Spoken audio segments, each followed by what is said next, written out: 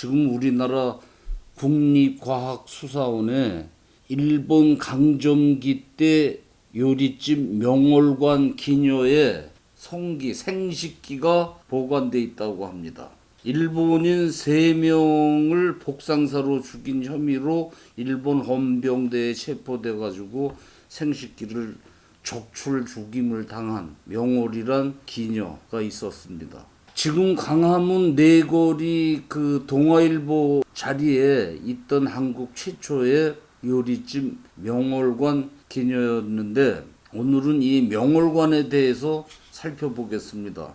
고종이 강제로 퇴위되고 순종이 황제가 되자 이토 히로부미는 500년간 이어져 온 왕궁의 조직을 해체합니다. 어느 나라든 왕궁에는 그 나라 최고의 문화가 집약돼 있지 않습니까? 조선궁에는 왕가의 의복을 만드는 상의원, 술을 놓는 신방과 수방, 식사를 담당하는 소주방, 음료와 과자를 만드는 생과방, 빨래와 옷 뒷손질을 하는 세다방, 내전을 모시는 지밀, 왕가의 질병을 살피던 전의사, 왕의 수라상을 차리던 사웅원 같은 궁궐을 유지하는 그런 조직들이 해체되는 겁니다. 왕이 잡수시는 전국에서 백성들이 정성껏 진상한 재료로 만들어지는 수라상에도 백성이 편안하게 살 수 있게 하라는 의미가 있다고 합니다. 그 수라상에. 왕은 어려서부터 수라상을 받을 때마다 백성들도 잘 먹고 사는지 걱정하는 마음으로 받는 게 성군이라 배우고, 실제 가뭄이나 홍수가 들어가지고 백성이 굶주리면 왕은 수라상의 반찬수를 줄이고 허름한 거처로 옮겨서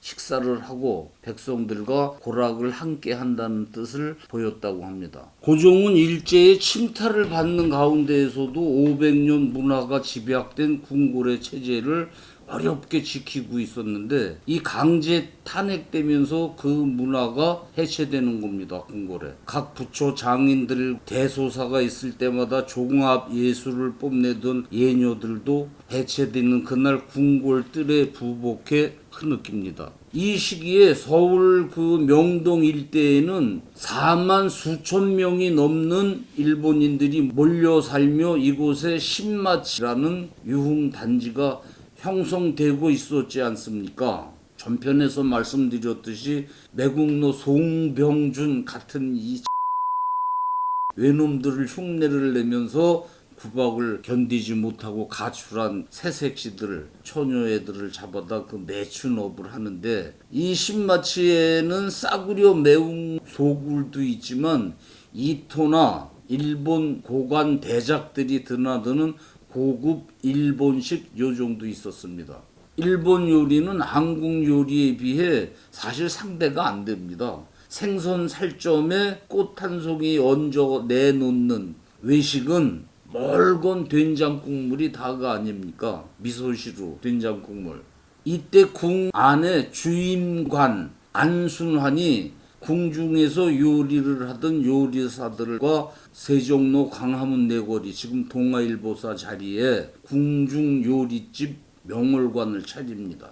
2층 건물의 아래층은 일반 손님을, 2층에는 귀빈들을 모시는 내실이라는 특실도 마련되고 했는데, 명월관을 처음 개업할 때 안순환을 찾아온 친지들이 외놈들 요리집이 지금 신마치 여기서 기승을 부리는데 이거 뭐 한식으로 장사가 되겠어 걱정들을 합니다. 그러자 안순환은 술병을 탁 내보이며, 이 술은 조선 최고의 궁중 내인이 빚은 술입니다.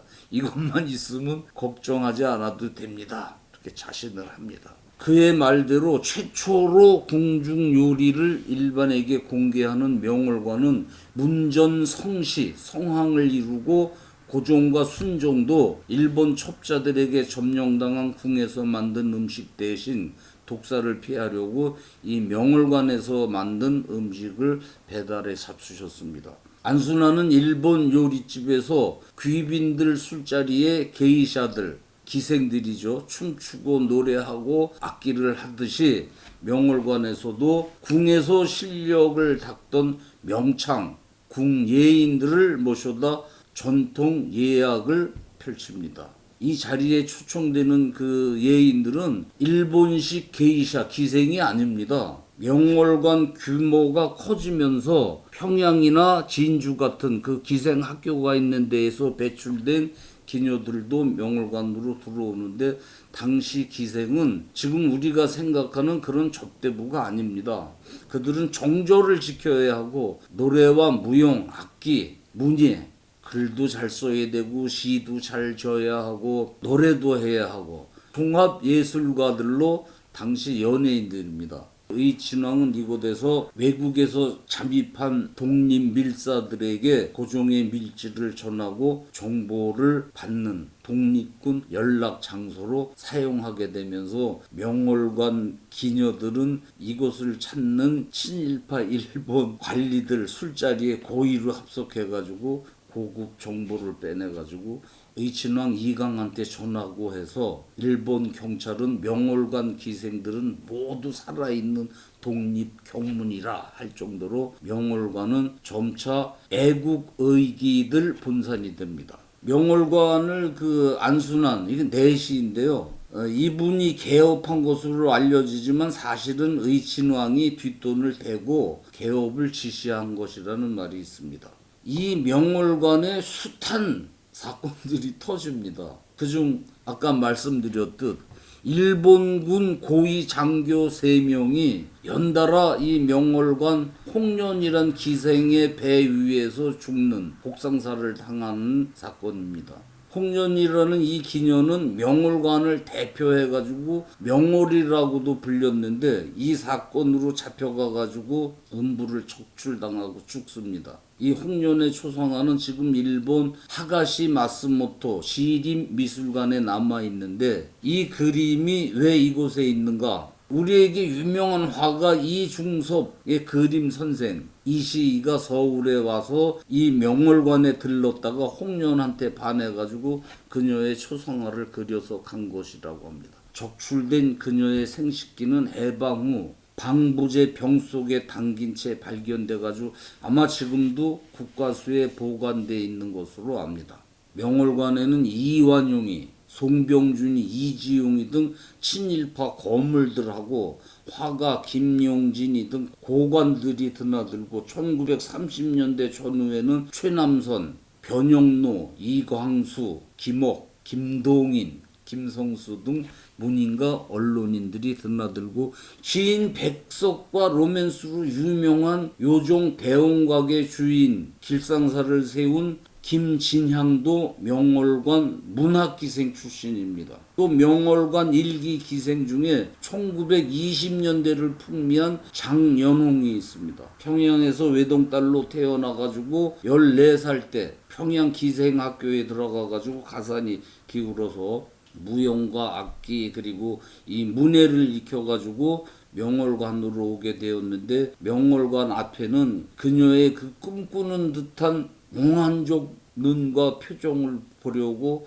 많은 사람들이 몰리곤 했습니다. 그녀는 이 비누 광고 모델로 숱한 남정네들 애간장을 태웠는데, 을사 5족 중 이지용이 그녀를 첩으로 삼으려고 재산의 반 어마어마한 돈을 걸고 그녀를 유혹하다 안 되니까 위협하고 막 이러니까 그녀는 매국노에게 가느니 죽음을 택하겠다는 말을 남기고 상해로 가버린 후 그 뒤로 그녀를 본 사람이 없다고 합니다.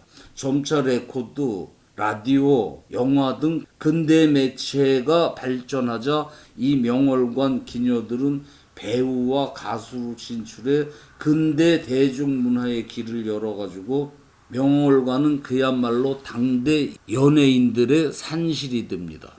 진주 출신 산홍이에게 친일파 한 놈이 당시 거금 1만 원을 내밀면서 1만 원이면 100억이 넘는 돈이죠. 그런 돈을 내밀면서 소실로 들어오라고 하자 산홍이가 그 돈다발을 뿌리면서 기생에게 줄 돈이 있으면 나라를 위해서 피 흘리는 젊은이들한테 주라고 소리를 질렀다 하고 춘외춘이라는 기녀도 일제 통감부에 불려가 가지고 경무총감이 독립군 정보를 제공해 달라면서 돈 뭉치를 주는 것도 뿌려버린 일이 있다고 합니다. 이들은 뭐 돈 뭉치를 뿌리는 게 특기인가 봅니다. 평양 기생이 유명해진 것도 명월관 1등 기생들 중에 평양 출신이 많아서 그런 소문이 퍼졌다고도 합니다. 그림과 서해로 유명했던 산허리로 불리던 주옥경은 의암 손병희 선생이 서대문 감옥에 들어갔을 때 형무소 담 밑에 초가집을 빌려가지고 옥바라지를 하면서 독립운동을 도와서 1967년 박정희 정부 때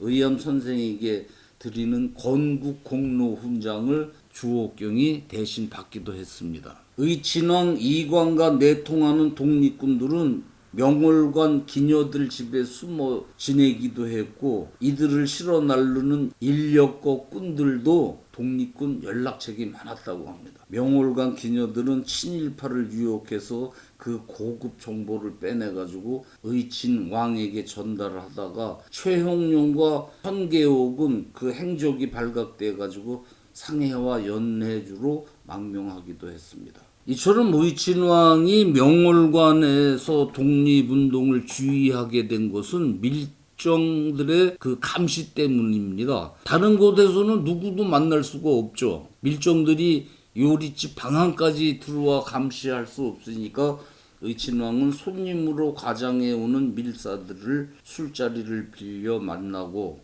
기녀들은 망을 보고 그런 파수꾼 연락책이 되는 겁니다. 명월관이 생긴 뒤 서울에는 국일관, 식도원, 장충관 등이 생겨나가지고 기녀들이 독립군과 막 내통하자 배정자는 정부의 기생 및 창기 단속법을 만들어가지고 기녀들에게 치욕감을 주기 위해서 정기적으로 보건소로 불러 일본 헌병들이 보는 가운데 직접 성기를 들쩍거리면서 아주 치욕스러운 방법으로 성병 검사를 했습니다. 그래도 2층 집에서 시작한 명월관이 3층 건물에 20개가 넘는 방, 연건평 300평 대형으로 확장하면서 계속 번창하자 일제는 급기야 명월관에 몰래 불을 내 태워버립니다.